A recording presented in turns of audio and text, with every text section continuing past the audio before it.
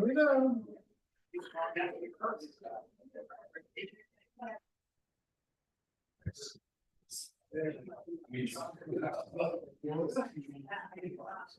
Yes.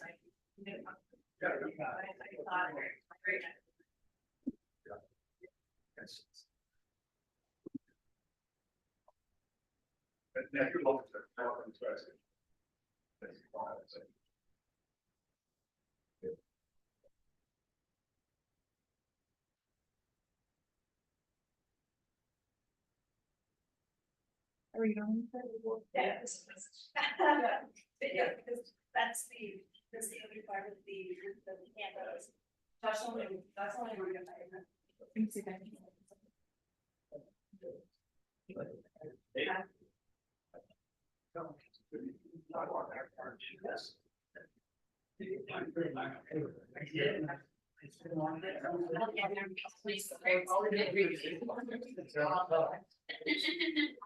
You're great.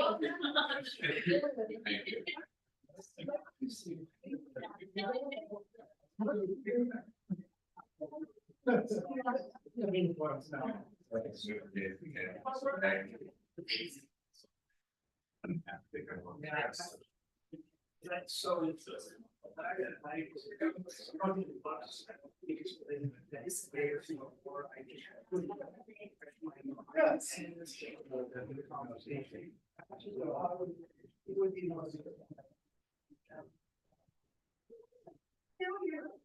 I have a copy of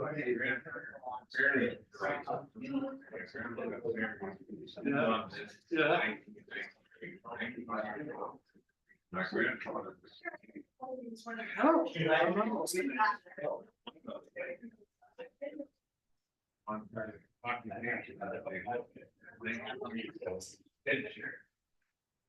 Yes. That's not an occupation, that's no. I bet it was done in like a foundry. Yes. Was that? It was a time. No, right. Red, like my birth certificate.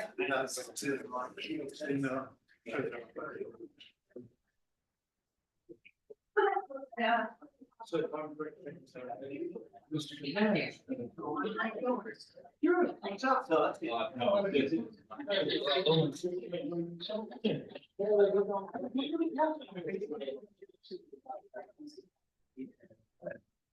If you must have, otherwise I'll help you.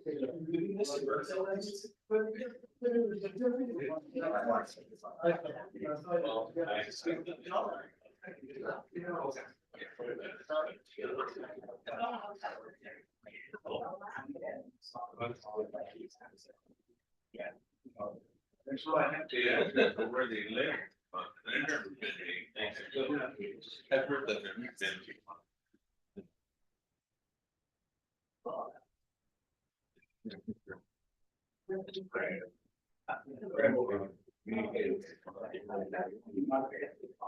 yeah.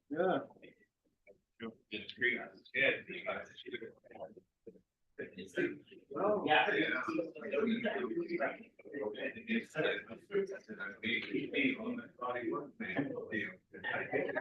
Yeah. Wow.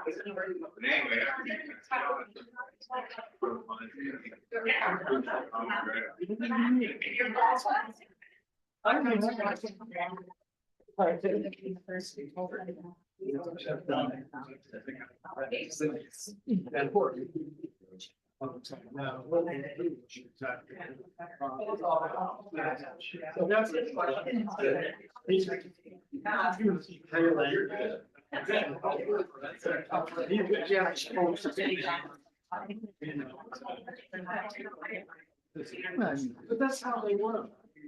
That time. Yeah.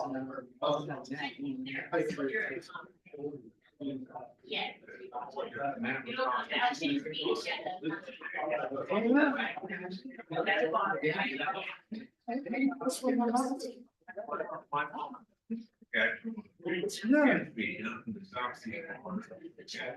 it's slightly, not quite giant, but like a little village. Yeah.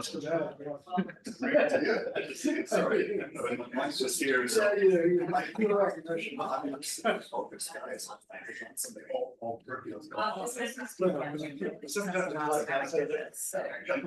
You get this on. And wait, it's not like this. We're gonna take the king and go over there. So. That didn't work out that way. No.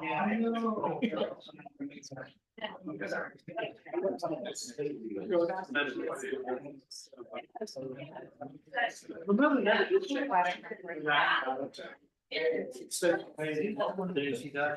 Oh, my mom.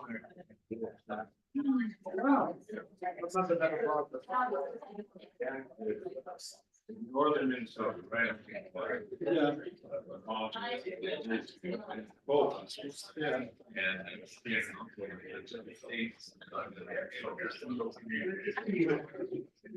Yes.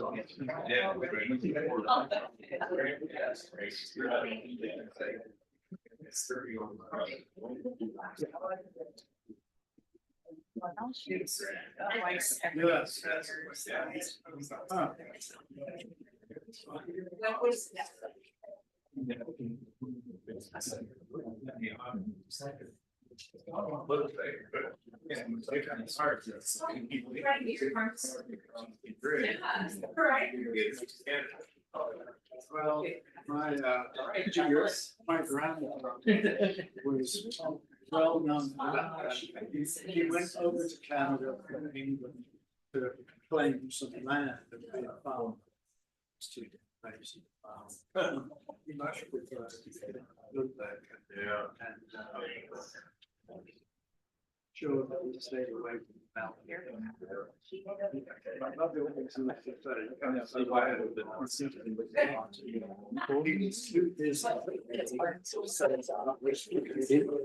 Here we go. You're the only man I know with that kind of vehicle. That's how it will go. So. Good evening, everyone. This is the Puyallup City Council meeting for September 24th. It is called to order. Would everyone please rise for the Pledge of Allegiance? I pledge allegiance to the flag of the United States of America and to the republic for which it stands, one nation, under God, indivisible, with liberty and justice for all. Thank you for that. Would the clerk please call the roll? Councilmember Dorr, She is excused. Councilmember Adler, Present. Councilmember Johnson, Present. Councilmember Whitting, Here. Councilmember Gilliam, Present. Deputy Mayor King, Present. Mayor Castema. Present. At this time, we usually acknowledge the youth in the audience. There are, no offense intended, but it doesn't look like there's anyone here in high school. So we will pass on that portion of the agenda. And I would like to move for the approval of the agenda. Is there a motion? So moved. I make a motion. Second. Moved and seconded. All those in favor indicate by saying aye. Aye. Okay, let's move on to number 2, consideration of minutes. We have approval of the August 27th, 2024 minutes. Is there a motion to approve the minutes? So moved. Second. Moved and seconded. All those in favor indicate by saying aye. Aye. Okay, excellent. Under presentations and proclamations, we have a very serious proclamation here today, and we make this on an annual basis because I believe that it's a very good representation of the city and the council members' abhorrence with anything to deal with domestic violence. So with that, I'll read the proclamation. Whereas domestic violence is a public health crisis that involves a pattern of behavior used by one individual to establish and maintain power and control over another. And whereas domestic violence shatters lives, robs children of their innocence, and can destroy the life of any citizen regardless of their age, race, income, ethnicity, sexual orientation, or gender. And whereas the Puyallup City Council applauds, encourages, and supports the ongoing robust and compassionate efforts by police, prosecutor's office, and volunteer agencies to support victims of domestic violence. And whereas the city of Puyallup, as part of its commitment to end domestic violence, employs a domestic violence victim advocate to support victims during the criminal process, assessing vital and necessary resources, vital and necessary resources and assisting in the prosecution of cases. And whereas the city of Puyallup urges all citizens to reaffirm their commitment that domestic violence in any form and to any degree is not acceptable and is preventable. And whereas the city of Puyallup recognizes the need for community awareness around domestic violence and therefore supports the efforts of the Purple Light Nights program, which remembers the victims who have lost their lives to domestic violence, supports those who have survived domestic violence, and provides hope for those who are still living with abuse. Now, therefore, I, Mayor Jim Castema, on behalf of the Puyallup City Council, hereby declare the month of October 24th as Domestic Violence Awareness Month in the city of Puyallup and urge all citizens to agree that domestic violence is not acceptable. In witness whereof I have set my hand to cause the seal of the city to be affixed this 24th day of September 2024. And with that, is there anyone here today to accept this proclamation? Okay, excellent. I will come to you and then please you can say some words.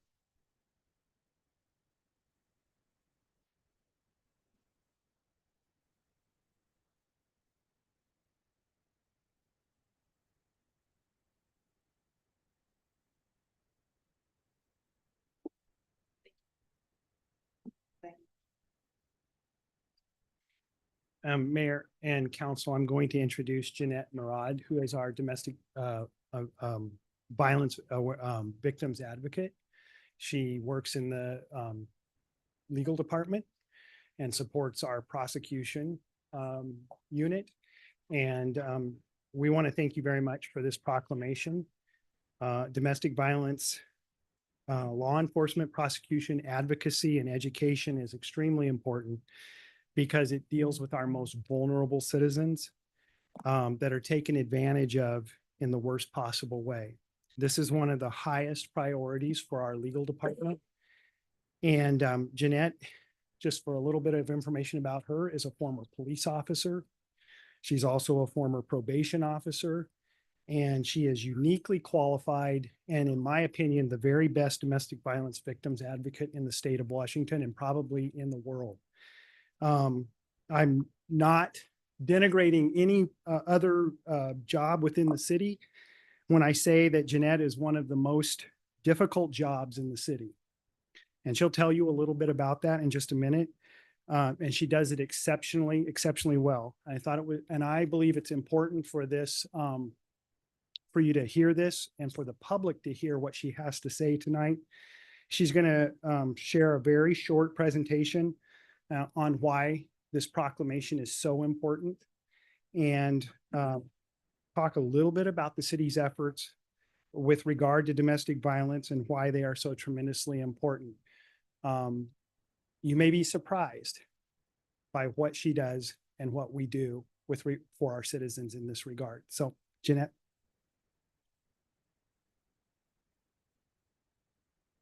Well, good evening, everyone. As Mr. Beck so kindly introduced me, my name is Jeanette Murad, and I'm the City of Puyallup's Domestic Violence Victim Advocate.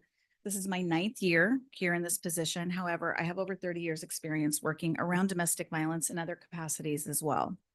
Before I start, I'd like to thank the mayor and the city council for this proclamation today, as well as the city manager and the city attorney for taking this matter so seriously. It is a problem that is plaguing our community. It plagues every community.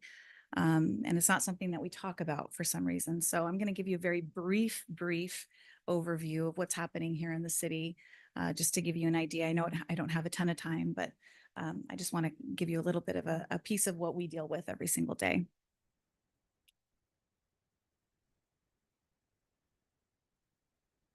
Before I get started as well, I'd like to just acknowledge that what we're going to be talking about is difficult for some people. And so if you have any triggers around domestic violence, please feel free to take a moment to step away.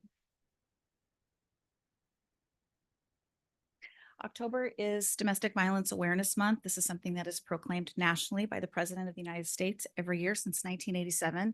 And as a resident and someone who works here for the city, I'm so proud to know that the leaders here feel that it's important as well. So what is domestic violence? Domestic violence is not physical violence alone. Domestic violence is any behavior where the purpose of which is to gain power and control over a spouse, partner, or other family or household member as defined by law. Abuse is usually a learned behavior. This is something that is passed down generation to generation. It's something that children learn from their primary caregivers. It's not caused by anger, mental problems, drugs, or alcohol, or other common excuses. Sometimes when I'm dealing with victims, they say things like, well, she just had too much to drink that night, or, there's a mental health issue here.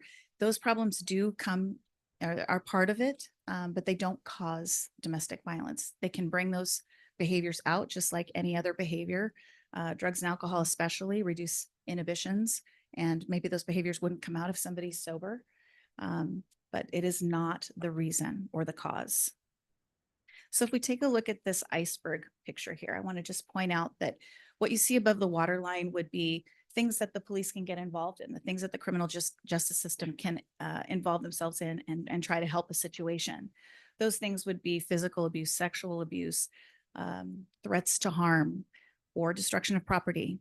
But as you see under the waterline, there is a huge amount of abuse that can be happening that the criminal justice system can't get involved in.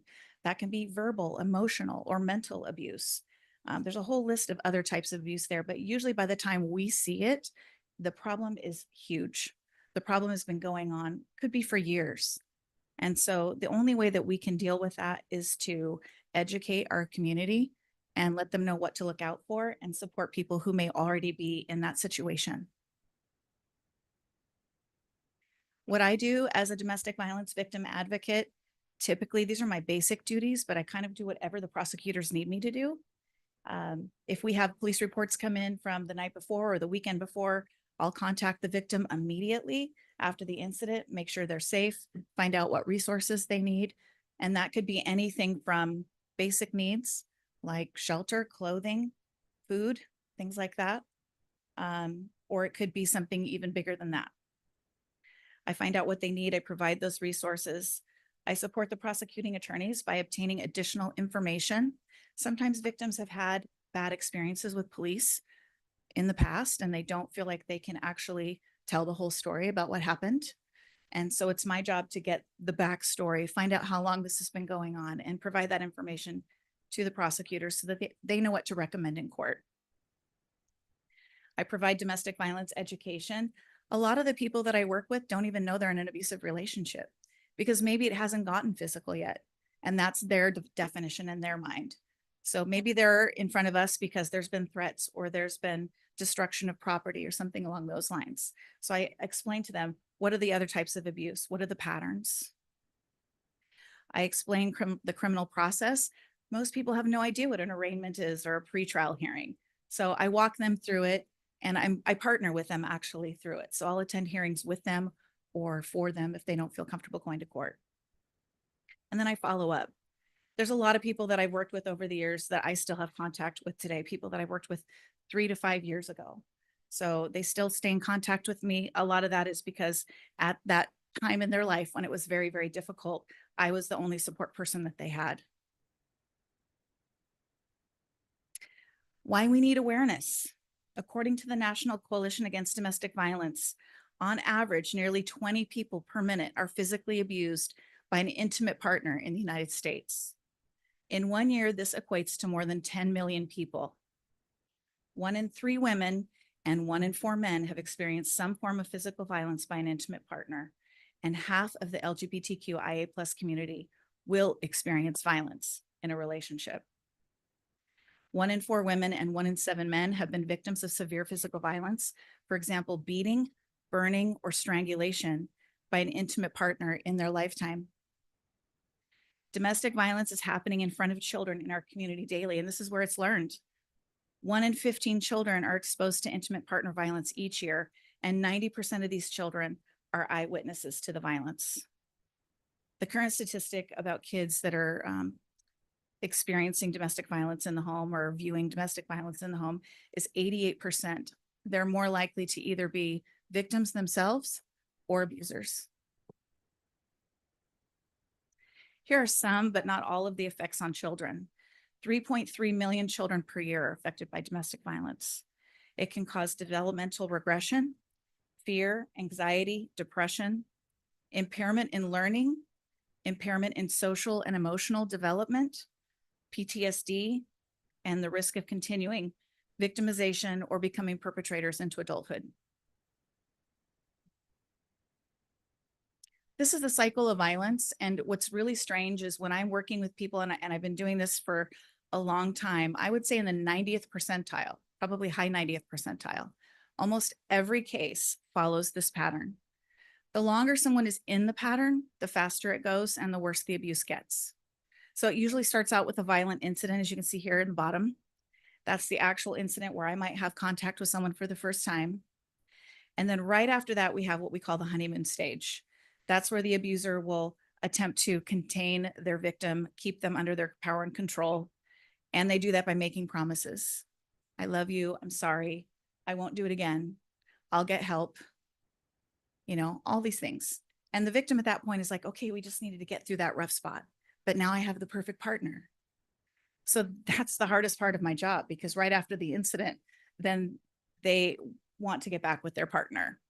And so I have to try and explain to them that this is coming, know that this is coming, and it's not real. It's an attempt to manipulate you so that they can keep you. It never lasts either. It becomes a tension. The person will start walking on eggshells, and then there's another incident. I've worked with people who go through the cycle once a year with their partner, and I've worked with people who go through the cycle several times a day with their partner. Why doesn't he or she just leave? And I like to say he too, because I think that the statistics are skewed a bit. I think men are less likely to report. I've listened to some really gut-wrenching 911 calls where men are struggling to get the information out to the dispatcher because they feel like it's not manly, or they feel like, you know, they're having to admit that, you know, their girlfriend beat them up, and that makes them feel less masculine.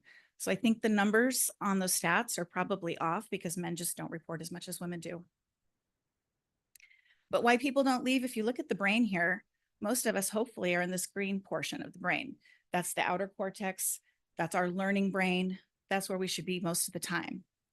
We do have this reptilian brain, or it's also called crisis brain or survival brain or caveman brain. There's a lot of terms for it, but we're only intended to go there in emergencies. So you're hiking, you're walking down the street, somebody's coming at you, you go to your survival brain. People who have an active threat in their home on the daily basis, they're in survival brain all the time. Most of us probably haven't gone there for years, but they're there all the time. And the only thing you can do when you're there is fight, flight, or freeze. You can't look at your relationship and say, this isn't healthy for me. You can't create an exit strategy. All you can do is survive that moment. So that's why it's hard for people to leave. They can't access the part of their brain they need to actually affect that exit. There's a whole bunch of other reasons here why people don't leave, but it takes 7 times usually on average for people to leave these relationships. Red flags. I have to get this in here. I don't have a lot of time, but I want to make sure everybody watching knows what to look for. Okay, if you're in a relationship and the person that you're with wants to move too quickly, it doesn't feel comfortable, like the pace is going too fast, that might be a red flag. Pay attention. Early in the relationship, they flatter you constantly and they seem too good to be true, or you found the one. Okay, this can be a red flag. They want you all to themselves. They insist that you stop spending time with your friends or family. This is part of isolation. They're isolating you from your support system. Insist that you stop participating in hobbies or activities. Quit school or quit your job. I'll take care of you. You don't have to work anymore. Well, that makes them financially dependent. That takes away a support system. They don't honor your boundaries. They're excessively jealous and accuses you of being unfaithful. They want to know where you're at all of the time. frequently calling, emailing, and texting you throughout the day. And this has gotten even worse with all of the apps we have on our phones. People are being tracked wherever they go. Criticizes you or puts you down, says you're crazy, stupid, and or unattractive, that no one else would ever want you or love you. These are red flags. And there's a whole bunch more. Please look them up. Be aware. Here's some Puyallup Municipal Court statistics.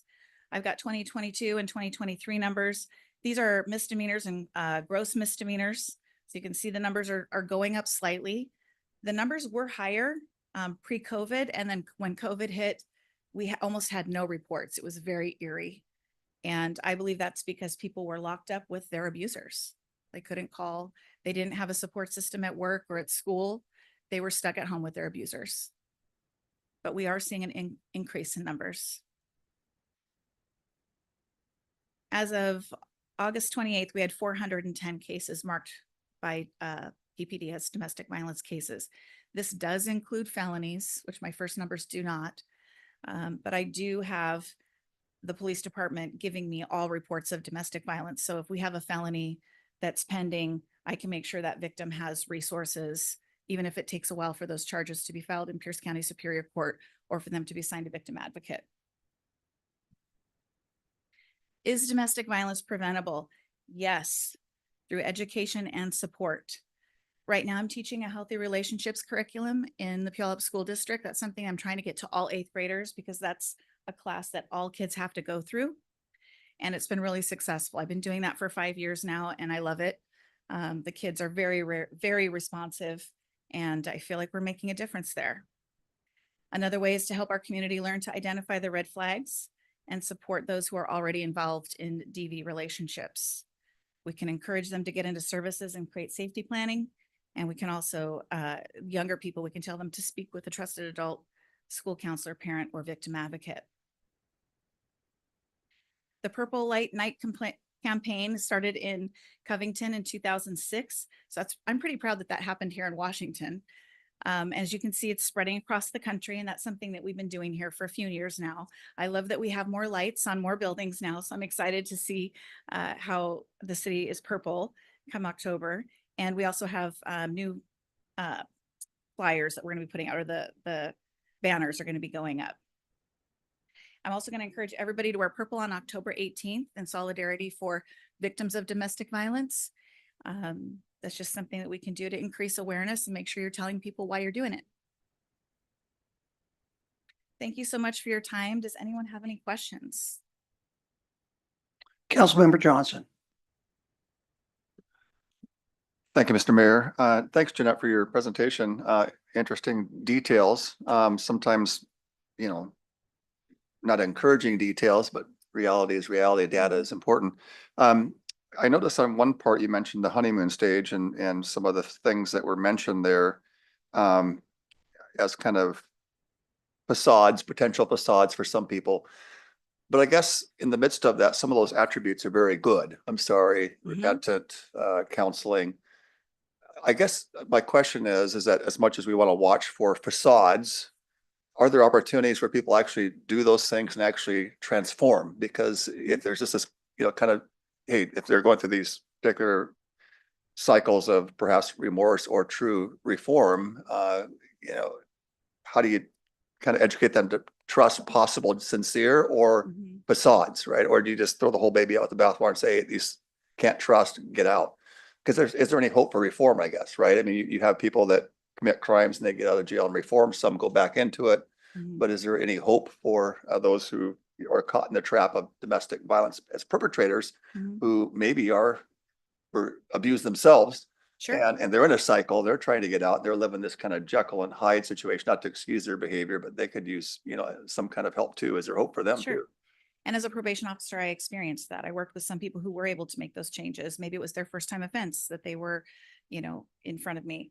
I think what we need to look for, though, is patterns of behavior. So if you're constantly getting an apology and then the behavior reoccurs, and then there's an apology and the behavior reoccurs, what I try to tell people that I work with is actions speak louder than words. Yeah. So watch the behaviors. And if this is a pattern then that's something that we really need to be looking at more seriously versus this happened one time, someone is actually remorseful, they're getting themselves into counseling, they're being accountable for their actions. There's a big difference there. Yeah, good. Yeah. And then how does Puyallup uh, do and compared to other municipalities in terms of our stats? So do we find that, obviously we still have issues in Puyallup with all things, but is it a little bit, say, a safer community and some other ones nearby? We see some of the data out there, they're a little bit enlarged more than ours, or how does our data compared to other municipalities in Pierce County? I haven't compared data with other areas, but what I will say is this is a nationwide problem. Sure. It doesn't really matter where you're at. And the most educated people, I've got doctors, I've got police officers, I've got nurses, therapists who've trained in this, find themselves in this situation. And so it's prevalent everywhere, unfortunately. Just like homelessness, though, there's certain cities that, seem to be prevalent in manifesting that issue, or some are able to, in a sense, try to curb or manage it. So I didn't know if maybe Puyallup was proactive in being, zero tolerance for domestic violence. We find that our numbers have improved over other ones that maybe don't give a damn, right? And just kind of let it happen, right? And council member, I think that's a very good point. Our numbers are actually higher than other cities because we have a very active law enforcement. And our number one priority is in our prosecution office since I've been with the city, and I don't know what the priority was before, so I'm not saying anything about prior priorities, but our number one priority has been prosecuting domestic violence. So that is something that's right up there at the top for us. So we prosecute them, literally everyone we can. Right. Our police department responds to calls Great. and arrests people. And in many other cities, you might see lower numbers. And I would say we're the safer community. Those numbers mean we are the safer community because I believe, do a much better job of enforcing the law. Nipping it.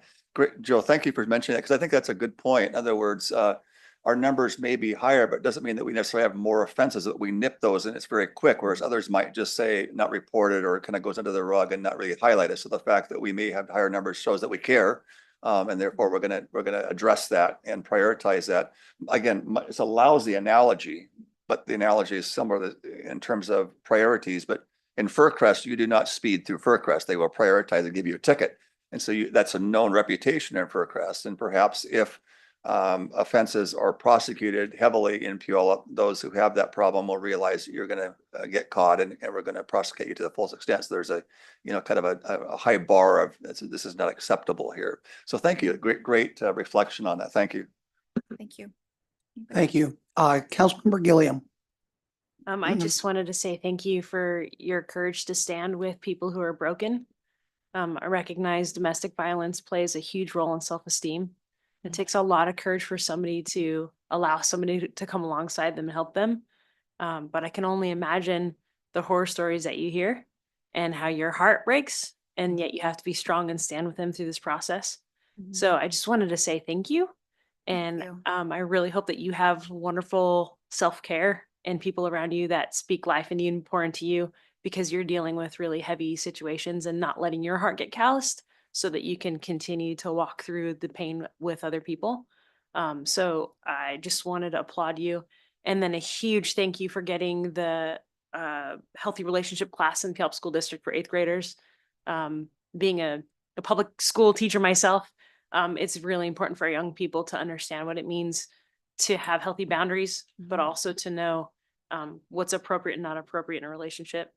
I grew up in a home with domestic violence, and my mom didn't know how to get the help she needed. And that's actually why I ended up moving to Puyallup when I was a little girl. I moved in with my grandparents because my own home wasn't safe. So not that I'm getting triggered, it's more my heart breaks for people who don't get the help they need. And I'm really grateful for advocates like you to step in and help families be healthy and whole. So just a huge thank you. Thank you. Thank you for sharing that too, your experience. Appreciate that. Thank you, Councilmember Gilliam. Councilmember Whitting. I just want to say that your presentation has been disturbing. I know it's out there. I hearing about it firsthand, secondhand, uh, increased my awareness. And I thank you for that and appreciate the work that you do in this field. Thank you. Thank you. Jeanette, thank you. Thank you so much. With that, we will move on to citizen comments. Public comments will be taken in person at this time. If anyone would like to fill out one of these forms, feel free to do so. And even if you don't, when these people get through with their comments, feel free to come forward. With that, I think we will curtail the instructions because the two people who are speaking, I think, have heard them more than I have. So I will have John Hopkins come forward first.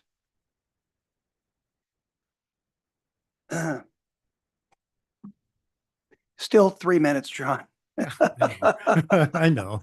John Hopkins, District 1. I want to give you a brief update on Inter Avenue and a reminder of how to get there, especially for those who are listening in. A lot of people don't even know where it is.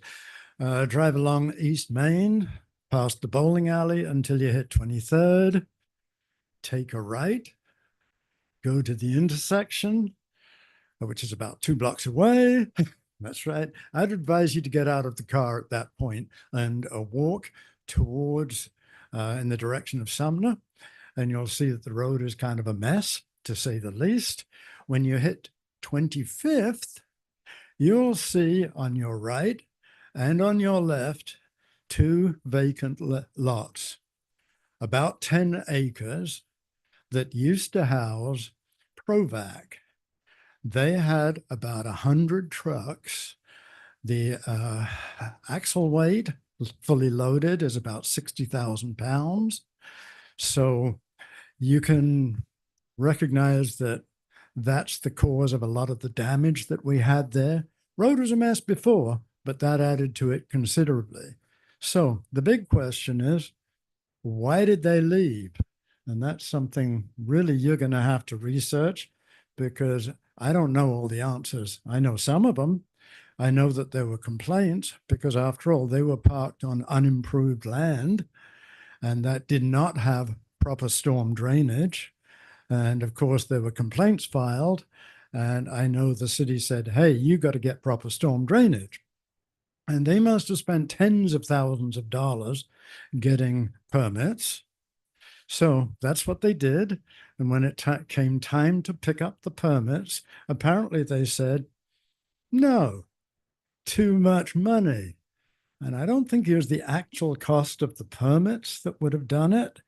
It was things like road improvements, because how do you connect storm drainage to something that really isn't there? It was inadequate before they improved it. It's been inadequate for 30 years. So I don't know the real details as to what happened behind the scenes. And I've heard numbers like $4 million. Anyway, regardless, they packed up, took 30 the 100 back seconds. to trucks, and headed north, I believe. And with that, well, it's kind of nice because it's a whole lot quieter and they're not trashing the road. But on the other hand, you can say, what about all those taxes? They took all that sales tax and stuff like that along with them, and B&O tax, all that stuff. So I would suggest a little bit of an inquiry, find out what really happened. Because like I said, I'm guessing. Mr. Mayor, the speaker has reached 3 minutes. Thank you, Mr. Hopkins. We'll have, and thanks for that question that you posed. We will follow up. Paul Romich, please.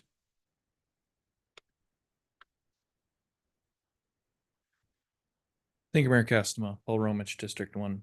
I want to say thank you for the excellent presentation. Really enlightening. Yeah, and something, what would be cool to see maybe next year would be how we handle support statistics, I guess. So like how does Puyallup compare to other cities from a support perspective from a victim?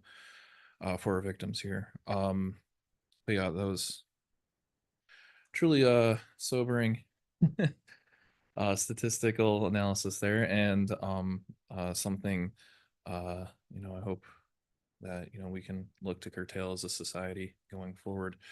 Um, Moving forward with my comment, I want to focus on the transportation benefit district that came up last council session proper. This wasn't terribly a surprise to me given the age of Puyallup's infrastructure, that staff came forth with this. Uh, a lot of my research has showed, hey, roads have 25-year lifespans. The infrastructure along that, how would that get paid for at the time?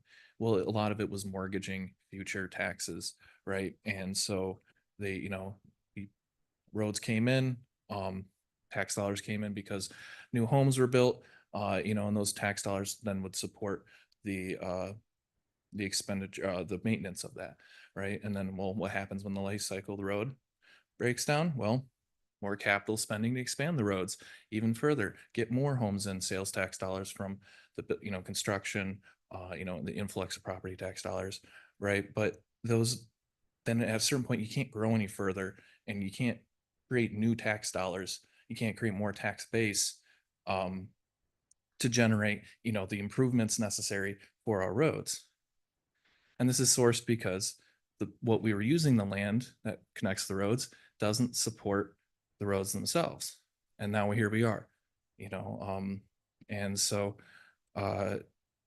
the amount of the tax increase from the transportation benefit district, I don't think would have a material impact on a car purchase.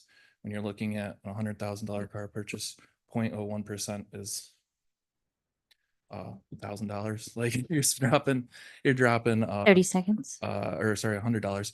You're dropping big bucks. You're at some point you're looking at fractional costs is negligible there. And so I'm supportive of it. It's something we can use to improve not just our roadways, but bring them up to current standards from a stormwater perspective. We've had numerous citizens come in, talk about the stormwater situation in front of their homes. That's something that can be improved with this transportation district. Thank you. Thank you, Paul. Is there anyone else who would like to come forward? Please do just state your name and your address or district you're from would be. My name is Don Cottam. I live in District 1. I live on 7th Avenue Northwest, just a couple blocks from the ongoing project at 8th Avenue Northwest. And my background is in construction surveying and field engineering. And when I first saw the curb and gutter grades there, I was just kind of shocked because the existing ground was here and the curb and gutter were down here. They literally cut through and people couldn't get out of their driveways. So I was concerned about this. Was there a problem with the design? So I called our city engineer, Hans Hunger, and I talked to him. And he had the project manager call me and he explained to me the reason why the grades were so. It's because it's such a small project. They cannot put a retention pond on it. So they had to take the lowest driveway and match it to the existing asphalt where they saw cut it. And that's the reason. So I was getting a little worked up thinking, are we going to have cost overruns and things? But it's all good. And project is paved and it looks good and a job well done. And thank you. So I guess the moral is if you have a question, call your councilman or your councilwoman or somebody who's in charge of that department and talk to them.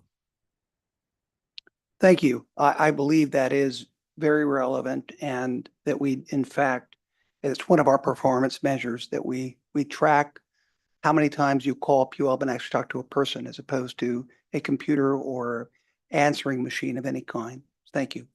With that, public comments are over. Well, let's move on to the consent agenda. That is, unless anyone else would like to say anything. I don't see anyone. Let's move on to number 5, the consent agenda. The consent agenda for anyone who is viewing is a list of items where there is universal agreement on. We make one vote on that. But I do give all council members the opportunity to remove any of the items, and they would be items 4A through 4H for discussion later on. Do I hear any member who would like to do so? Hearing none, I would like to entertain a motion to approve the consent agenda. Motion to approve. Second. Moved and seconded. All those in favor indicate by saying aye. Aye. Okay, opposed, nay. Okay, now let's move on to number 5, considerations and requests. The first item on the agenda is the LTAC funding for next year.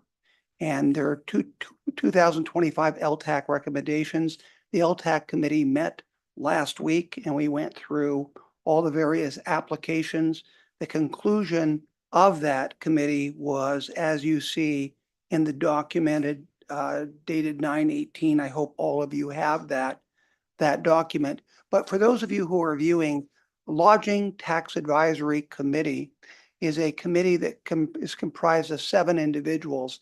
3 of them are hoteliers, representatives of hotels here in Puyallup, and 3 of them are recipients of these funds. And then I, as the mayor, sit on this and I chair this committee. And this committee takes in funds that are generated from the hotels. Anytime anyone stays in Puyallup in a hotel on a short-term basis or in an Airbnb on a short-term basis, they pay about 11 to 13%. I don't know the exact number, but I think it's maybe as high as 13% tax that goes into a fund. And then that fund is intended to generate through tourism and other activities more people coming into Puyallup. Staying in the hotels is one aspect of that and generating more income. So it's kind of a self-fulfilling, circular type process, generating more revenue. And this year, that committee of 7 allocates roughly 1/2 of that to various organizations in town that promote tourism, and they decide on that allocation. And the allocation that they decided on, I think all members have seen, and it is publicly available, but I would like to entertain a motion to accept it as the committee has delivered it to the council. Is there such a motion?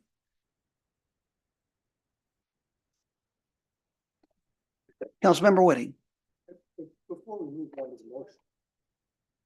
Before we move on to the, I guess we get the motion going, but I just had some questions about it that I'm, before I have a sense on this, I need a little better understanding. Councilmember Whitting, that's fine. If there is not a motion on the floor, we'll have a discussion. Let's just do that. And feel free. Go ahead. Okay, I looked through these and didn't have much problem with them in general. But I look at the funding available for 2025 awards of is 765,800. Remaining amount negative 171, which I'm never a big fan of spending more than you take in, and then below that number I see the 1,985,000, and I looked through those and those are coming out of a LTAC pool. It's my assumption there, and drawing that number down from 3.5 million down to 1.5 million. So I just was just a little uncomfortable with the amount of money we're spending. I don't have problems with the individual projects, but it just seems like we're going a long way. So are there any comments or explanations? Yes, Councilmember Whitting, actually, when you see the $171,035, that means that there were $171,035 more requested than we actually had. The actual amount we have is $765,800, which we allocated. It may look, I apologize for that because it does look as if we're operating a deficit, but that's only kind of the delta between what they requested and what we had available. Yeah. So when they asked, the original request came in at the $936,000. We can't because we only have 765,000. So that's what that delta is there. And then all the other amounts below in city initiated requests are ones that we have made ourselves. Roughly one half of the funds go towards nonprofit organizations, and the other half we allocate as council members. And the LTAC comments on all of those, but they don't have say in making amendments to adjust those. They just comment and then they approve. So that's what that amount represents. Does that clarify at all? Yeah, that clarifies. I was scrolling down on my screen and I lost the heading, so I didn't realize the 765 number we'd adjusted the request down. I did exactly the same thing and had to have it explained to me. So I completely understand. Good. I'm glad I'm not the only one. So with that, are any other questions? Just, I am concerned about the size of the number. And again, I looked down through the list of projects. They seem like good projects, but it is a little concerning to me to be drawing out, that looks like 2 million out of 3.5 million. So that's like 60% of our funding. Keep in mind that there increased from last year. Last year allocations from the nonprofit sectors were 741,000, and this year they rose to 765,000. That was the increase from last year to this year, roughly about a 5% increase, I think, is what the amount was. The other ones, though, that's what money is intended to be used for, is for tourism-related activities. So keep in mind that although it's a large amount, that's what it's to be used for. We still have 1.5 left over that we can carry forward to 2026 and use for tourism activities then too. Again, just background. Thank you. You're welcome. Councilmember Gilliam. Thank you, Mayor Castema. I'm looking over this list and there's just one line item that seemed to me have zero consideration, and that's the First Pursuit Generous Influencers Group.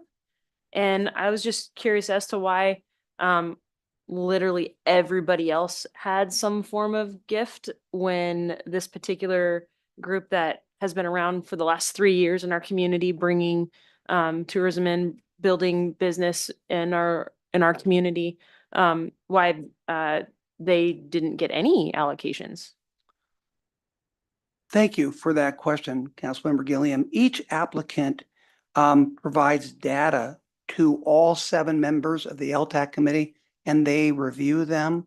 Being someone new, I think that the numbers and many of those compared to other numbers were not sufficient enough to where anyone felt persuaded to make that fund. But I will agree with you on this.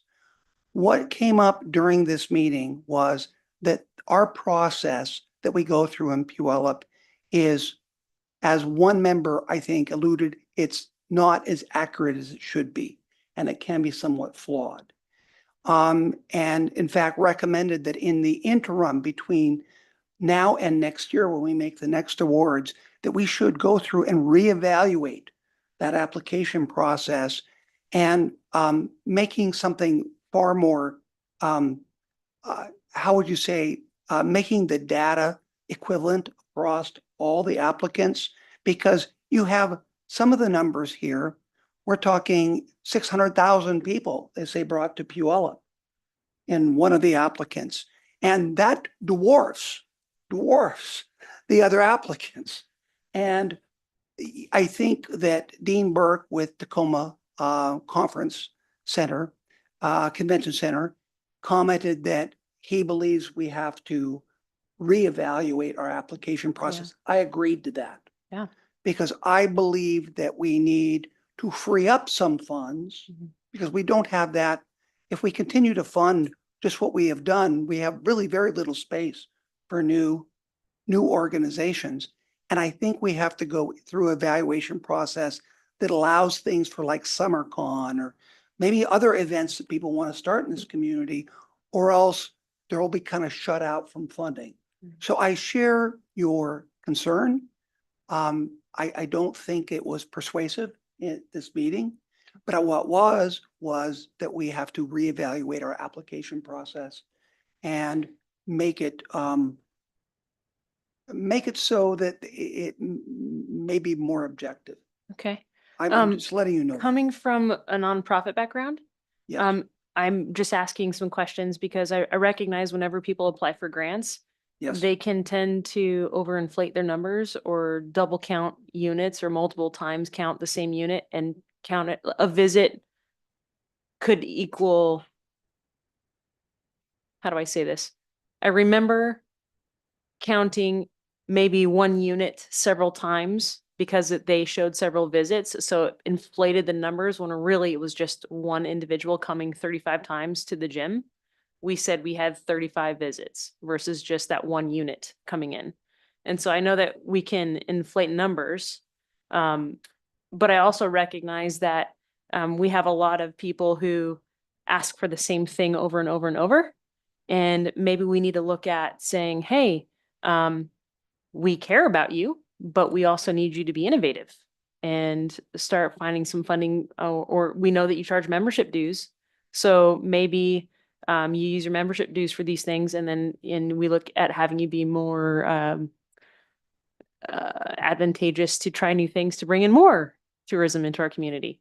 So I was looking at the Chamber of Commerce list of things, and I see that they're asking us to, and I'm assuming this has been always, but they have their visitor center, and I'm just curious as to why we're paying for them to have their visitor center when I'm looking at I've been in that building a few times, so I'm like, does it really bring in a ton of people? And then I look at Thursday Night Market, and it's been consistent for months, and it brings in, I would say, more people than the visitor center at the Chamber of Commerce. I'm just throwing out things that I've seen in the community from my perspective. So if we wanted to adjust some of this or send it back for a reallocation, I would be in favor of reconsidering where we're sending some of these funds so that we can open up something for the Thursday Night Market people. So those are my thoughts. Okay, thank you. Councilmember Gilliam, to let you know that is possible, let me tell you logistically how that works. If the members of the council would like to reallocate any of this, it can express its wish, okay? And then what it would do is we would vote to send this back to the LTAC committee for reconsideration. LTAC committee at that time has a degree of autonomy. They can say, okay, we will go ahead and we'll make that adjustment. Or it could say, no, we like what we did and send it back to us. And it becomes kind of, brinksmanship back and forth. If you feel that way, there can be a motion that can be made.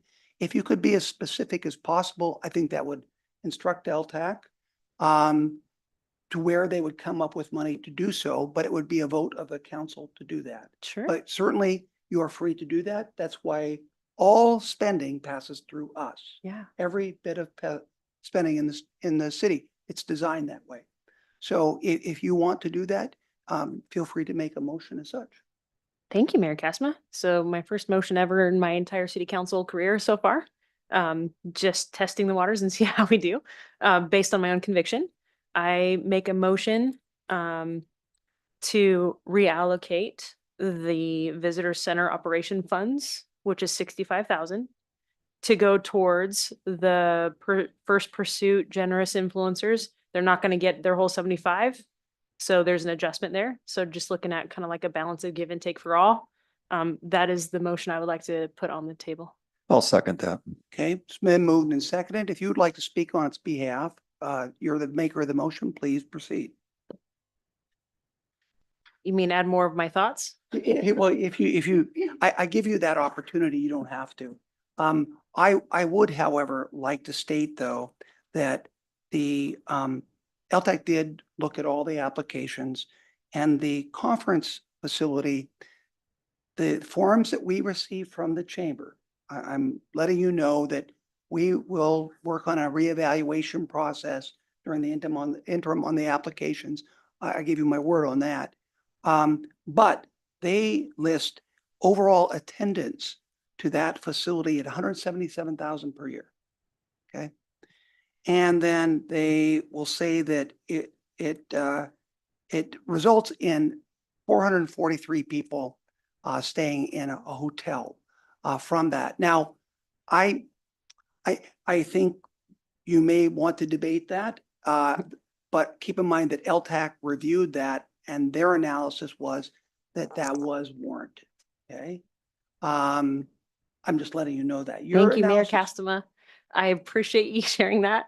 Okay. I have a hard time imagining, what was the number? 171,000? 177. 177 came through that cute little building, Their actual resulting in visitor- 500 hotel stays, 177. 307 hotel stays. 443. Okay.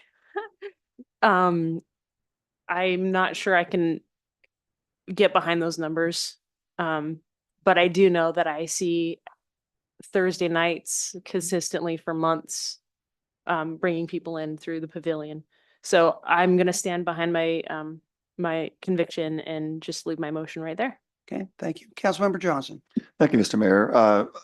I do second this motion. I think it's be good to send it back to the LTAC and ask them to reconsider based off of some of the data that has been mentioned by a few of my colleagues and then some that may come later. I do remember many years ago when I first started on the council, there was allocations to the antique district. And there used to be this every year we gave the antique district X amount of dollars. And I remember when we kind of just asked the questions, there was some really hard pushback and we took some hits on that. I remember, there's some political pressure. And even as I'm stating this, I can see Deputy Mayor kind of scringing like, Councilmember Johnson, please don't re-scrape the wound. And it is, it is what it is. I just don't know what to say, but I remember at the end of the day, the LTAC did recognize that there was a probably more efficient way to use dollars that would actually, in a sense, advance the progression of where Puyallup is going and how their money was being spent to gather folks to come and visit. And so, as I look at, and again, there may be some data, maybe this 177,000 can be documented. If that's the case, more power to them. Let's give them more than 65,000. But I don't know that, right? And so, I don't know about you, but I don't know when the last time anyone's ever received a phone book on their front porch anymore to kind of tell where to find businesses or where to find people's number. You usually use a phone or your computer to find that, and directions come that way. I almost wonder, as I've done some research loosely on visitor centers, many of them are closing up because it's just not a relevant thing to fund. It seems antiquated. Can they still provide some value? I suppose in some small towns, maybe it does. But I think most people typically use other methods to determine what events are going on through social media, things like that. Now, if they were able to take the visitor center operations and create some kind of a marketing of online that might gather visitors rather than someone coming through the door, we might consider that. But right now it's not clear to me. And so therefore it seems a little bit antiquated. And so I would like the LTAC to come back with more information to, substantiate, how they come up with that for a visitor center, because it does say visitor center operations. It doesn't say, it does say some tourism marketing, but they also tie it together and visitor center, which, kind of in a sense implies a physical building and people walking in the swinging doors and all that stuff. So unless there was some new verbiage on that might give clarity, that would be good. And I do think there is some element. Mr. Mayor, could you tell me, out of all the applicants that applied for the LTAC, was the generous influence first pursuit the only one that did not receive funding, or were there other ones that also got, denied funding? Well, you had others that received less than they had received last time. But I mean, was there anybody that applied that didn't get anything zeroed out? Not. And in all fairness, I do have to say that in the application, the chamber does talk about its partnership with Livability Magazine, which is also included in this application. Again, it's, and there are also town square publications in the visitor center. There's more than just paying for that there, but it's all the outreach that goes from that visitor Right. center to, and that's how they arrived at those numbers. Sure. But your second question, I apologize, I didn't answer that, and that was, what was that? What, was there any other organization that applied No, for funding that didn't I- receive I guess any I did funding? answer that. No, there was So, no so the other. generous, it was only one that didn't receive any funding. Correct. So I think that would be worthy of another look, reconsideration on that. And then the other thing too, I will grant, and again, I just want to speak and give the benefit of the doubt to the LTAC committee. I'm not denying what they're saying is true. I just want more clarity to substantiate if in fact this is how they came to it. I will even take the benefit of the doubt. Let's just say generous influence didn't provide the data that, you know, justified funding. But are we not also possibly sending a message that somebody who's innovative, who wants to generate some, you know, new tourism or, you know, value to our city, it's really hard for them to get off the ground. And so could there be some allowances, understanding that, yeah, sure, they're not as established as, say, some of the larger ones like the Chamber or Main Street or some of the ones that have been around for decades. They're kind of a startup. Maybe there might be some allowances that they get a chance to kind of earn and document that because they're kind of almost like an incubator, right? And so anyway, I think that's kind of my thinking on this. And I would trust the LTAC to come back and either affirm their decision with additional data or make some adjustments because it seems like the council is concerned about that. Thank you, Mr. Mayor. Thank you. Yes, generous influence did actually give us numbers. The numbers are, again, I believe everyone was actually sent these applications, I believe, but it's a lot to go through in the evaluation process. And the numbers for example, projected overall attendance, they have it listed at 30,000 from those funds. There was just not sufficient compared to the other applications. I will say this, though, that I made it very clear at that meeting, and Dean Burke with Tacoma Convention Center said the same thing, that we do need to free up funds for new organizations. Right now, keep in mind that LTAC has 6 people on it. I mean, 7 people. As I said, 3 of them are hoteliers, but 3 of them are recipients.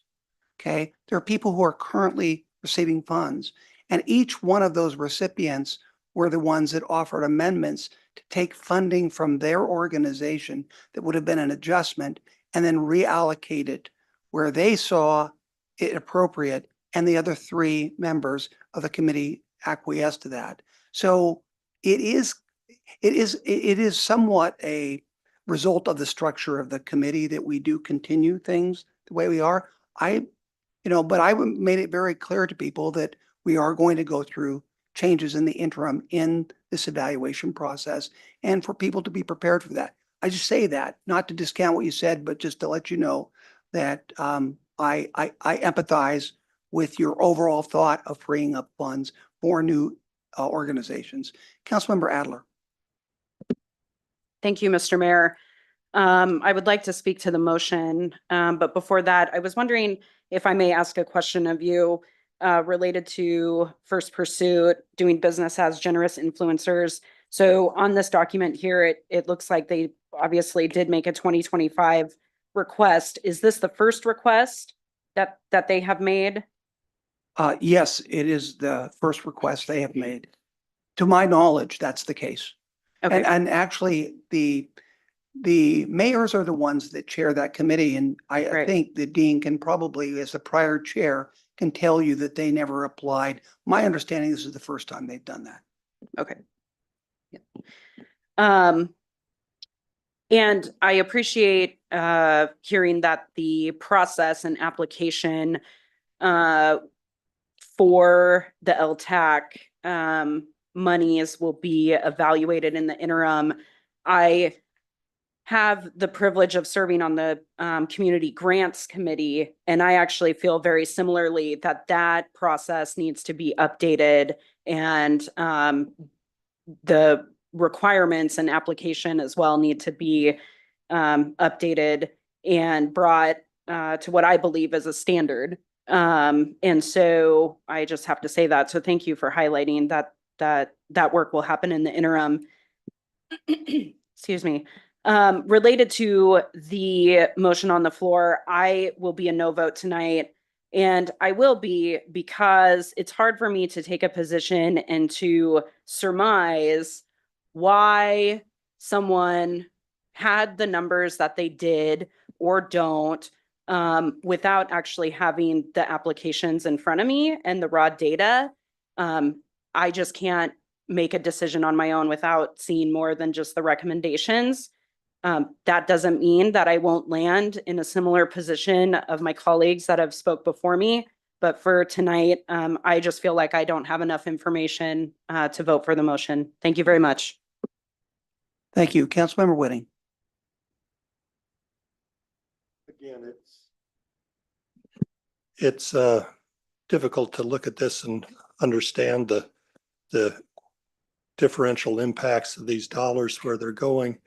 One of the things that I observe is the Puyallup Main Street Association Farmers Market is funded to $77,000, which is just a shade more than the First Pursuit request for $75,000. But I'm pretty sure that the farmers market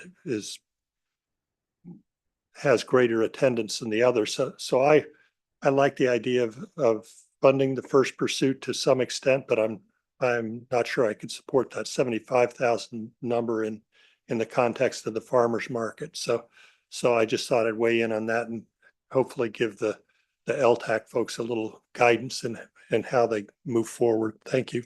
Councilmember Whitting, the motion on the table, though, is to actually reallocate the 65,000 from the Tourism Marketing and Visitor Center operations from the Puyallup Chamber of Commerce to the First Pursuit. So that is a transfer of 65,000. That's the current motion. It can be modified that you could give them an amount and leave it to the discretion of the LTAC to glean it from a variety of places. You could leave it to their discretion, or you could stick with the original motion, but that's how it is. My understanding from your original direction and my previous experience was that we either vote yay or nay on this. So we're not voting on moving 65,000 from one place to another. We're just asking LTAC to reconsider their allocation. Right. However, that recommendation, you're correct, but that recommendation will go to them and they will look at that very seriously, because they do not want to get into a situation where they send something back and then it gets back and forth. So giving them some sense of direction. And if you are very specific, you're correct. They can disregard that, but then there may be a degree of hesitancy to do so. You know, we've just heard from a couple of my colleagues, and I just wanted to weigh in with my thing. So they've got 3 different guidances, and they're going to have to figure out which to go with. Okay. Well, you carry a lot of weight on LTAC. So I haven't ever stayed in a hotel in Puyallup, so I'm not sure why. all right, that's fine. Councilmember Johnson.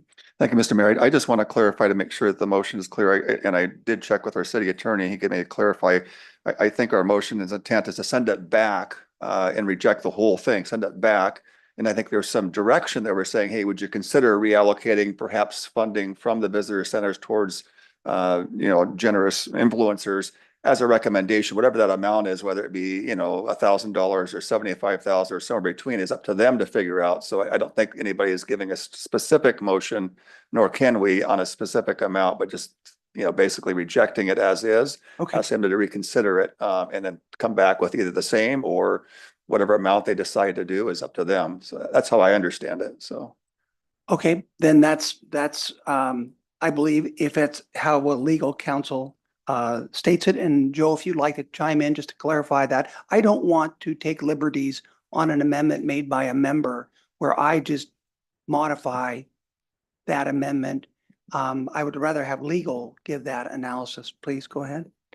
Yeah, the official by law, by RCW action that you can take that has the force of law is either to approve the allocation or to reject the allocation. I think in the past, we've sort of not made that decision and asked them to reconsider. So made neither decision, but technically what you're doing is you're rejecting what they have allocated. Okay. If you send it back. So the maker of the amendment, you understand that? I understand. Thank you. Okay, with that, Councilmember Johnson, would you still like to make a comment? No, thank you. I just wanted to Okay. clarify the motion. Is there any, I believe that is clear. Is there any further comments?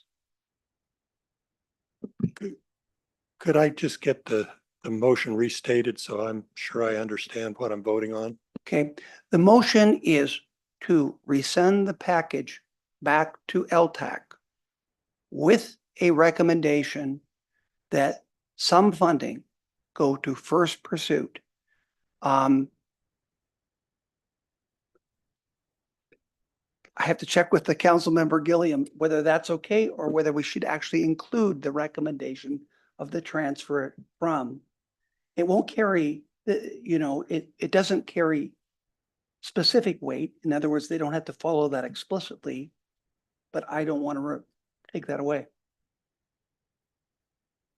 So now what I think I hear the communication is that my motion to suggest taking the 75 or whatever that number, 65 65. from the visitor center for chamber, and allocating that to first pursuit.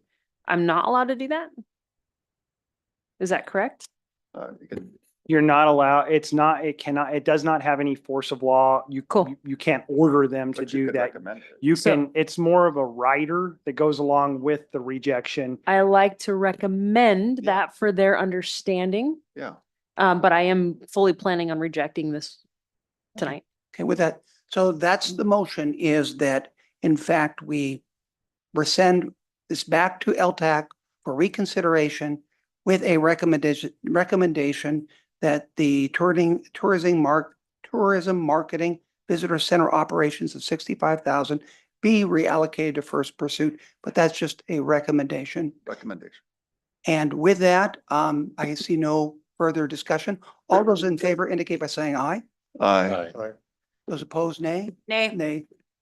Okay, just so that I'm clear, clerk, can we get a roll call? I want to make sure that, can you just tell me, do a roll call, just so I know. Mayor Castman, I need clarity. So when we're saying aye, we're saying we're sending this back. Yes, Right. Okay, thank you. yes. Because I don't want to give the wrong. Right. Okay, that's fine. understanding here. But I want to be very clear on this. It's Roll four- call, four- please. Councilmember Adler, Nay. Councilmember Johnson, Aye. Councilmember Whitting. Aye. Councilmember Gilliam, Aye. Deputy Mayor King, Aye. Mayor Castema. Nay. Okay, with that, excellent. So we will, clerk, if you can arrange that we set up another meeting for LTAC. And let's move on to the next item on the agenda, which is 5B. Ken Davies, good seeing you here. This is a railroad quiet zone study. And this is something we've all been anxiously waiting for. Everyone in the valley has been waiting for. And all the weight of all of those sirens keeping us awake at night are on your shoulders. So please solve that for us. No pressure. Hey, no question. Good evening, Mayor Castema and Council. Ken Davies, Public Works Director. Tonight, I'll give a project update of the railroad quiet zone study, and we'll consider a contract award.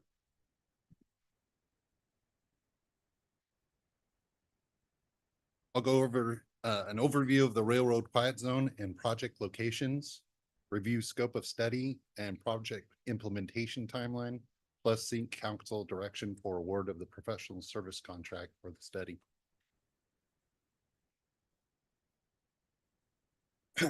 What is a railroad quiet zone?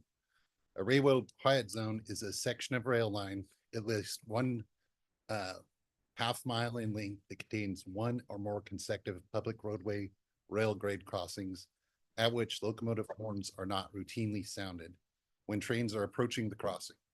The prohibited use of train horns within an established quiet zone applies to trains approaching and entering crossings. Train horns may be sounded in an emergency situation at the train engineer's discretion.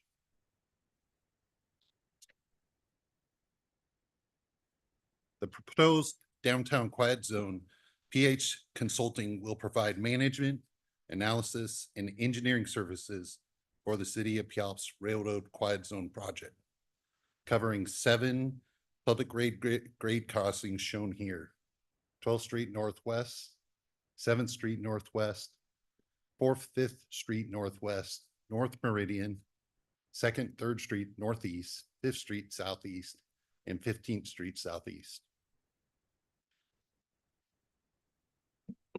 Ken? Yeah. If you don't mind, do you mind taking questions as we go along? Oh, sure. Councilmember Johnson, I have a question first. I believe with those crossings, are you not leaving the ones that off that are down at Stewart, the very far end? Yeah, in the 3100 block, there is what appears to be a private crossing. PH Consulting has taken a look at the inventory with the FRA, which is the Federal Railway Administration, and it's not listed. So we're going to confirm with them in the study. If we move forward, we'll confirm that that won't be impacting the railroad quiet zone.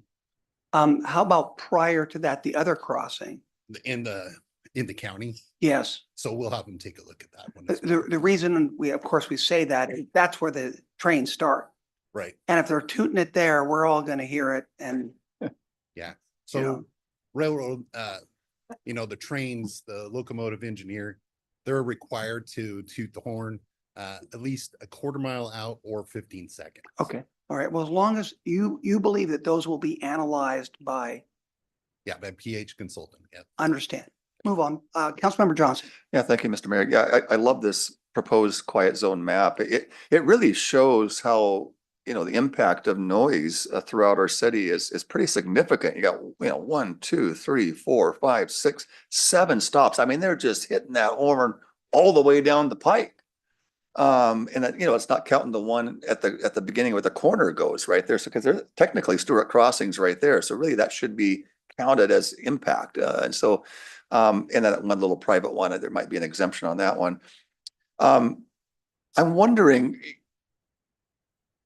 well, first of all, are there any other cities in Pierce County or in this region that has done this, that has kind of sung the praises of how significantly wonderful this is, that we can, at least kind of aspire to?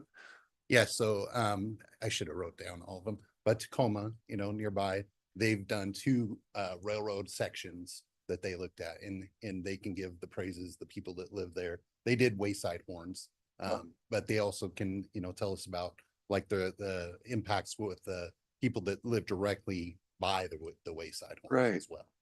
It's one of the things that, I think we forget about, but and some might squawk at this. I mean, no pun intended, but I think there's noise pollution. It's just blaring. I mean, I remember going to Universal Studios many years ago. I mean, I just was so disgusted with everywhere I was going. There were speakers blaring at me, and it was like, man, it's just like noise pollution. Everything just kind of trying to grab my attention.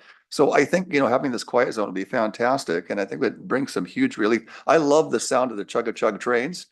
But I think if we could get the chug-a-chug trains without the blaring horns, it would give the ambiance without the, the earth-shattering, horn. And I think that, Mayor Castema put it well. He wonders if some of the engineers had a vendetta with his ex-spouse or something, and they were blaring the horns as they're going by for spite. I don't know. That's kind of a joke, of course. But anyway, I love the study that we're doing this. And I think that we could be setting precedents that other towns might realize, hey, that we might want to do this for our town as well. But I think we're kind of a unique town, because I take the sounder from here to Seattle, and we're the only town, I think, probably that has right through the middle of the city. The Auburn, you're kind of in an industrial area, other Kent industrial area, Tukwila. But I mean, we're coming right through a neighborhood. So it's a little unique, I think, out of all the lines there. We're kind of impacted with residential living, probably more than any other city along, at least from Lakewood to Seattle, that I've seen. And so I think it's significant that we take a look at it. Thank you. Thanks.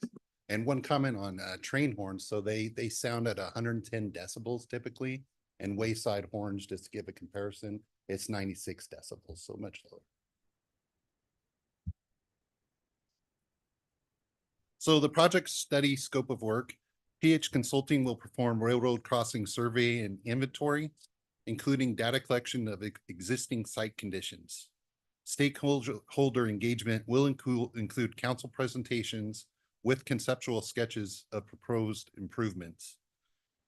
PH Consulting will summarize the risk analysis for two alternatives: wayside horns, which are directional horns at crossings, each crossing, that continue to sound in lieu of a train horn. Or number two, no train horn sounding as the train travels through Puyallup. PH Consulting will provide a planning level estimate of each scenario along with recommended safety improvements for each, and will ask for council feedback on preferred direction between these two scenarios. Upon selection of a preferred scenario, PH Consulting will coordinate with BNSF, Amtrak, Sound Transit, the Federal Railroad Administration, and the Washington Utilities and Transportation Commission to prepare Puyallup's notice of intent to establish a railroad quiet zone with the FRA.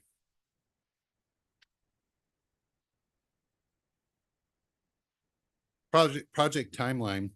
MIG completed the first phase initiation in 2022. All the data and information will be shared with PH Consulting. Assessment, the phase that we're talking about this evening, is the current phase, including the scope of work I just discussed.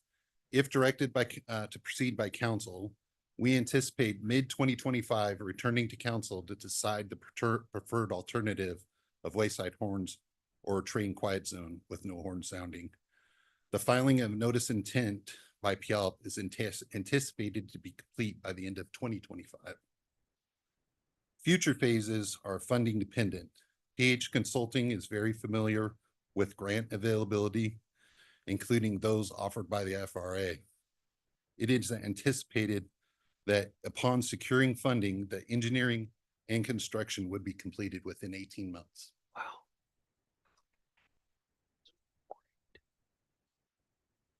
So tonight's suggested action is authorize the city manager to execute a professional service agreement with PH Consulting in the amount of $91,100 for the railroad quiet zone study in a form approved by the city attorney, and amend the budget as appropriate. Budget for this project is proposed to be transferred from available unallocated tier 3 funds. While we will accept direction this evening, council does not have to decide tonight, and we can conclude this project as part of the upcoming budget workshop discussions. So let me know if I can answer any additional questions. Councilmember Johnson. Thank you, Mr. Mayor. I'd like to tee this up. I'd like to make a motion that we allocate funding. Can you put that back up on there? That allocate funding for this study to take a look at how we might be able to minimize impacts on the sound, noise, and pollution going through our city. And then I want to make a few comments, if that's okay, Mr. Mayor, on that. Certainly, Second. I'd like a second. Okay, we have a second. Thank you. Go ahead. I'd like to speak to this. This is an area where I'd like to,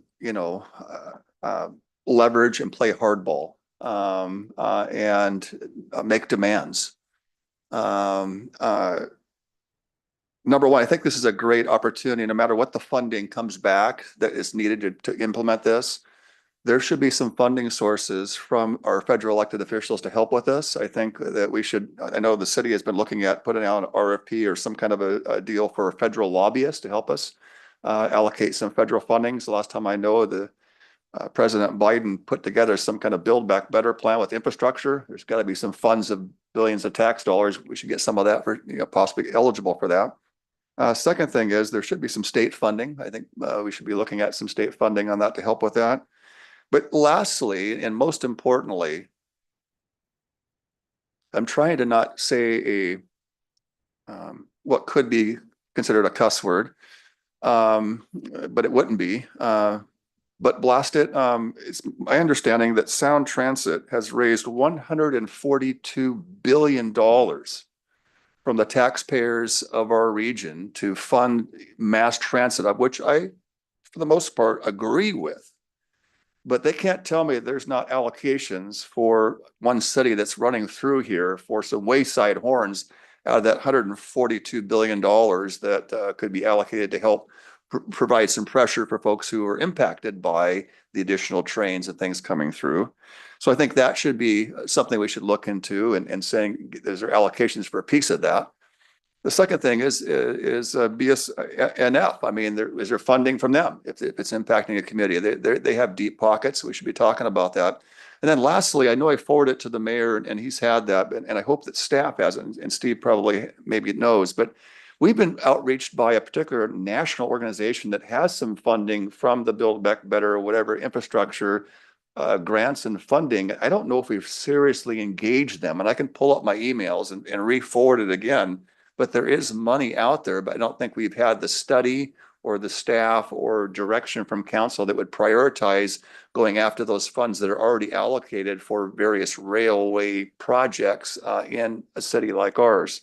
So though I support this, but it's my hope that we become aggressive in pursuing funding to take care of this from some of these entities that we mentioned, especially Sound Transit of $142 billion of taxpayers' money specifically from this corridor, that certainly folks in this corridor should be able to benefit from these fundings to help with some of the noise level on that. So that's my hope and motion, and I certainly would support this wholeheartedly. And I think it's, quite frankly, our town's been around since, what, 1895. It's 100 and some years overdue, especially now with more train traffic and impacts of higher density residential living here in our downtown core. Thank you.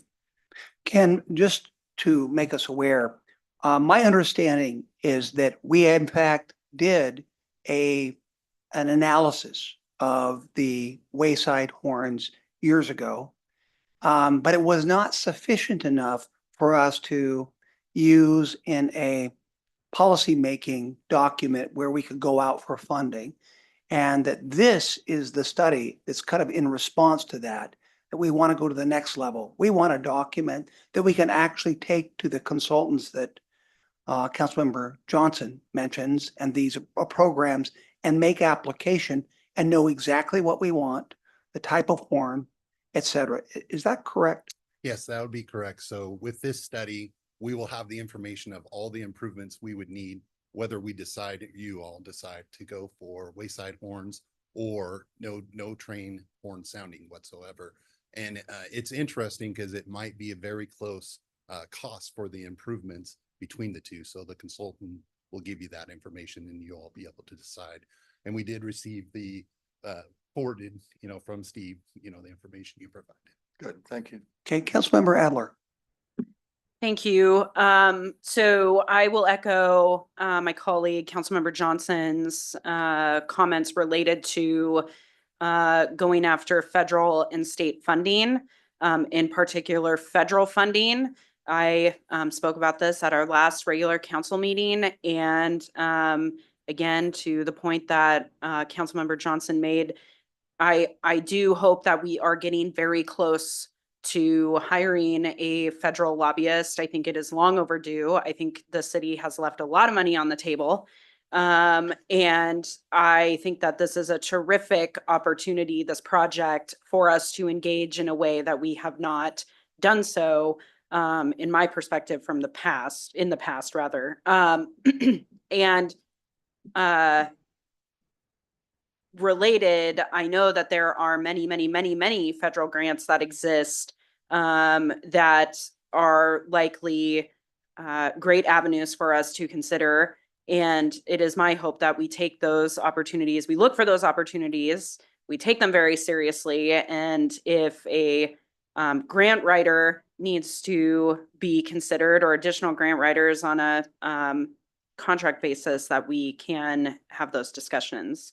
Because I do believe that this is a very attractive project, and I think that we can get there. So thank you for putting this together, and I am proud to provide the second on Councilmember Johnson's motion. Thank you. Okay, any further comments? Hearing none, all those in favor of the motion indicate by saying aye. Aye. Aye. Opposed, nay. Okay, passes unanimously. Okay, now let's move on to the city manager's report. Yes, good evening, Mayor and Council. On that note, we did do on the federal lobbying note, we did do an RFP and we have received 4 responses to that. And so I'll be sending that information out to all of you. Ultimately, many of them are above my spending authority, so we'll ultimately have to come back to you, but you can expect to see that, those RFPs here very soon. So that is in the works. Second item is we have the budget study sessions coming up. You do October 8th, 9th, and 10th. My request to council is if you have any council initiated items that you would like to submit, I would appreciate if you could get those to us ideally before the budget study sessions. That just helps us to do a little bit of research and costing out of them. So if you do have some in mind and you'd like to submit them to me, I'll make sure I work with the finance director and we can at least have, depending on what the requests are, some basic level cost on those. After the study sessions, while you don't have a meeting next week, you have the study sessions October 8th, 9th, and 10th, and then every Tuesday for the remainder of October, there are meetings. So quite a few meetings ahead of you. Some important work on the budget and on the comprehensive plan. That's the extent of my report. Thank you, Mr. Mayor. Thank you. With that, let's move on to Councilmember Whitting. I just have 2 things I'd like to report on tonight. First was on Friday afternoon, there was a public hearing on a derelict home here. We passed legislation to allow us to address housing that was substandard and is a problem for the surrounding community. One of those hearings was held on Friday, and the property owner did not attend, so there was a summary judgment, as I understand it, and so we can now move forward with demolishing a building that's a house that's been there for 30 years and never had windows in it. So I'm sure the neighbors will much appreciate that. And I want to express my appreciation to the council for passing the kind of the legislation, the code that allows us to address these kind of issues for our community. The second thing I'd like to mention is that I attended a audit closeout meeting this afternoon.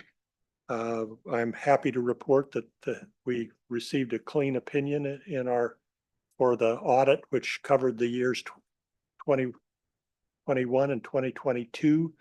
The bad news is that we're going to start a process shortly to address 2023. But they did have a management letter that included some suggestions for how we could improve our processes, and knowing that we're a lean organization, I'm sure we'll address those as well. But we do have a clean opinion, and I'm happy to report that. Thank you. Thank you. Councilmember Johnson. Thank you, Mr. Mayor. Yeah, a couple of things I wanted to mention. I wanted to, I guess, congratulate the Washington State Fair for hosting another wonderful community event. It's really special. I had a chance to go out there several times over the course of the fair, and I can't quite describe it, but I'm going to try. We're so fortunate and so blessed to have one of the top 10 largest fairs right in the heart of our city with such over 100-year history that's developed over 100 years. And many cities would beg to have something this significant in their town, and yet our forefathers and our foremothers before us had a vision for this, just simple farmers and of cattle and produce, put this together almost like a farmer's market, and look where it's going and look where it continues to go. It's such an amazing legacy and history that we have that we have an obligation to not just take for granted, but to actually not only support and encourage them to thrive and actually advance. But as I attended over the course of many times over the course, there was one night in particular, and this is kind of getting personal, but I don't think I'm unique to this. I think many people that are there probably experience something similar in their own way. But I remember there's one night I just kind of went solo and just went to go see a concert and just kind of myself and just walked around and just visiting with people along the way and saying hello and people that you know from high school or from the city events or other colleagues. It was just such a grand community event. And I can't tell you, I don't smile much. I'm just kind of a very sober guy. I'm very, kind of philosophical thinking, but I had this like inner smile that was just glowing based off of the social interaction that the fair provided, engaging people in a very meaningful way. So I just want to be very grateful for those that have gone before us who have set the vision for this and also challenging us as a council to what are we doing to not take that for granted, but to play into a vision that will continue to develop that. Because I don't believe the fair has reached its pinnacle of potential for vibrancy and a draw. And when the CEO, Renee, was here giving a presentation, a month or so ago, she said something that stuck with me. And it just like was an iron in my forge of thoughts. And she said that the Washington State Fair is the largest fair located in the smallest town. I mean, what a great combo. I mean, we're not Dallas, we're not LA, like some of the other 9 might be. We're a town of 46,000 that hosts one of the top 10 largest fairs. So we had this kind of a unique dynamic that is really, really special. And so I know that we don't take for granted. And along that line, I guess I want to just state this for maybe a challenge or inspiration. And all of us are doing a wonderful job, every one of us. And I'm just pleased with this council as I have been, with a few other councils back. I look back and several decades ago, and it was a little bit different culture there. It was a little toxic at times. But I would say, especially this council and one before this, it was healthy council. But I would just state, I've been doing some personal reflections on Dean Johnson as a council member, one of 7. And I have to tell you, I've been really battling with, some of the things that seem petty that we bring up. Well, why is Councilmember Johnson kind of getting hung up on this issue? I think those petty things are important, that we actually care. And some of the things that seem like just let it go. Why we even bother to fight that? Is because we really care. And so as we continue to challenge ourselves collectively and to trust each other's perspectives, I may not see your perspective and I might consider maybe at face value kind of petty and discount it. But I think if we step back and say, well, why is Councilmember so-and-so really kind of stating this? There could be some merit there. So anyway, I've been challenging, I've been at this crossroads that is kind of trying to make sure that I still care enough to be vocal and to sometimes recognize it may not always move forward. But where I really want to be careful is that I don't just get to the point where I just give up and not care anymore. And so I want to continue to have this fine balance of caring to speak up and not just settle and let's just kind of rubber stamp and move along and not worry about it. So it's a personal challenge and I'm excited to share where that might come with all of us. So the last thing I want to share is to say hello to Marla. Wherever you're at, God bless you. Thank you, Marla. Good to see you soon on the streets when I run across your path. Thank you, Mr. Mayor. Thank you, Councilmember Johnson. Councilmember Gilliam. Thank you, Mayor Castava. I'm gonna do a shout out for the Puyallup Main Street Association. Farmers Market is gonna go strong until October 12th. So just so that the community knows how long you can come down on a Saturday and enjoy our farmers market. Also, this Saturday is marked a pretty big, significant event that is going to be a social for this fall season, and that is the SIP Puyallup. Tickets are still available. You can buy them online, and it's from 1 p.m. to 5 p.m. this Saturday. I want to also follow up with Councilmember Johnson with a huge shout out to the Washington State Fair. And also our Puyallup police who kept the city safe while doing all the overtime, helping people find their cars. Hopefully this was a much more smooth transition because we removed the fee for the parking permits or the parking lot permits and then clear signage and letting people know where they parked. So I would love to hear sometime how it went this year. But it was very fun to see our officers continuing to help traffic move out and flow, especially while keeping our city safe. So huge shout out for our police officers. Thank you. One of the things, a couple of things that the fair did this year that I found to be very impressive, was they created a Japanese memorial in regards to Camp Harmony during World War II. And I don't know if you guys had an opportunity to walk through that, but it was very, I don't even know if I have the accurate words to describe what I felt as I was learning about how people were treated just based on fear. And they had a stable mock living quarters so that people could see the small space that our Japanese citizens lived in while they were at Camp Harmony at the fair. And then there was a list of stories of people that were streaming through. And they actually also had descendants of those families stationed there to help share the family history of that. And I was very proud to connect with one of them and just share, my grandma had friends that ended up being here, and she would bring them blankets, she would bring them food, she would connect. And the response to the lady goes, oh, I wonder what kind of persecution she faced while she was coming to love on these people. And the funny thing is my grandma never shared that. She just shared, my friend is there and I'm going to take care of my friend. So it was fabulous to meet and to see that experience.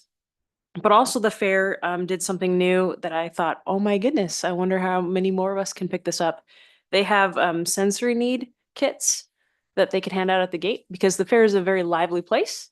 And so maybe that's overstimulating for some of our younger generation or some of our not so young generation that just need a little protection from all the stimulation so that they can enjoy the atmosphere.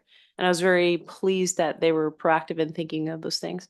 So just super proud of our Washington State Fair and all that it offers our community. And that, again, we are the largest fair in the smallest city. That was profound. So thank you. Thank you, Councilmember Gilliam. Councilmember Adler. Thank you. I'll be brief, and I would like to piggyback on Councilmember Gilliam's comments related to the Remembrance Gallery at the Washington State Fair and the incarceration camp. And it very surprisingly became very personal to me. And the short story is I have a 93-year-old widow neighbor, and I have gotten to know her pretty well during my time living where I live, about 7 years. And she was married to her husband, Bill, short for Billion, honest, Okazaki. And Bill died a few years ago, just shy of 100 years old. And I, over the course of developing a friendship with Betty, my neighbor, come to find out that Bill and his twin brother, Mill, short for Million, honest, Billion and Million, Okazaki, were incarcerated rather, at the Washington State Fair, or the Puyallup Fairgrounds. And they had tried for many years to have both of these gentlemen put into the register of individuals that were incarcerated. And they kept coming up short. And I found out about this last winter in November, right before the cutoff that the Japanese American Citizens League of the Puyallup Valley had for individuals to come forward if they believed that they had a relative or they knew someone that was incarcerated and would like to have them included on the Remembrance Gallery. And I wrote to the Puyallup Valley chapter and submitted Bill and Mill's names. And it was confirmed that they were incarcerated. And probably one of the things I will never forget in my entire life is when I went right after the Christmas holiday last December to Betty's house, and I sat down and I said, Betty, Bill and his brother are going to be included on the Remembrance Gallery wall at the Washington State Fair. And I don't know about you, but I haven't sat in front of many 90-some-year-olds that burst out in tears. And I am an avowed non-crier. And even telling this story right now, I feel like I can feel the tears in my eyes. And you know, Councilmember Gilliam, I appreciate you sharing your personal connection to the Remembrance Gallery as well. And it's such an important but difficult piece of history in our city. So thank you for highlighting that. Switching gears, the only thing I would like to say is we missed a couple birthday boys up here, my colleagues. Deputy Mayor King, except I don't remember your actual birthdays. I just know that they were in September within the last 2 weeks. And Councilmember Johnson, happy birthday. Hope it was a good one. And hopefully the year ahead is even better. Thank you very much. Thank you, Councilmember Adler. Deputy Mayor King. Well, thank you for that, Councilmember Adler. Little disappointed that Mr. Paul did not sing happy birthday during council comments earlier. So I don't have anything, but I do appreciate the comments regarding the memorial at the Washington State Fair for those that were incarcerated there. So appreciate that, and be well, be kind, and we'll see you next time. Thank you. I have really been surprised how many people come up to me, people I've never met before, and say to me that they are very thankful they live in the city of Puyallup. The compliments, I believe they're very genuine. I always believe the compliments you receive that you overhear are actually even more valid than the ones where people will tell you to your face just because they're being very frank with other people. And I have found that to be more so, that I hear people conversing how well they actually enjoy living in Puyallup. We've recently had a survey, and I was privy to some of the results, but I could tell you that the number of people who are satisfied with living in Puyallup is extremely high. And we pay a third party to make these surveys, and it's well approaching the 90 percentile, which is unheard of. And I say that because this is not by accident. The hard work of each one of you on this council, and I mean hard work. Building the fair started in 1900. It was hard work getting it to where it is now. All the other institutions, service clubs that we have in this community, all of that has taken hard work and perseverance for us to get where we're at now and build a community that's quite like a fabric that covers a lot of different areas, that provides people warmth, provides them really a lot of pleasure, our parks, the way our city is managed. But I have to convey to you that is hard work. That's just not easy. In fact, I think one of the biggest misnomers out there is people think that that comes easy, and it doesn't. What is easy is to tear it down. Tearing things down that people have built is very easy to do. Building them up is hard work. I appreciate the hard work that all of you have put in to making the city the way it is right now and going forward, making it even better. But let's continue to be constructive. I see each one of you as leaders in this community. I enjoyed the exchange this evening. It's enjoyable. I wouldn't want to have it with any other individuals other than yourselves, because I appreciate the sincerity, the respect, mutual respect that we all have for each other. With that, I want to thank you for being here this evening, and we adjourn. I will say this before we do, I bang the gavel down. We have some tough budget sessions coming up on October 8th, 9th, and 10th. I have always, myself, I like hard decisions because they cause a lot of reflection internally. And I think we're going to be presented with some hard decisions. But I can say this council already made a hard decision on that public safety building. That was a very excellent decision to make. And our police deserve that. They need that. Our community needs it. It will enhance the public safety in this community. That was a hard decision, but we'll have other hard decisions to make. And I just want to say I am very glad that I have colleagues like you to make those decisions with. So I will see you on October 8th, 9th, and 10th. With that, we are adjourned.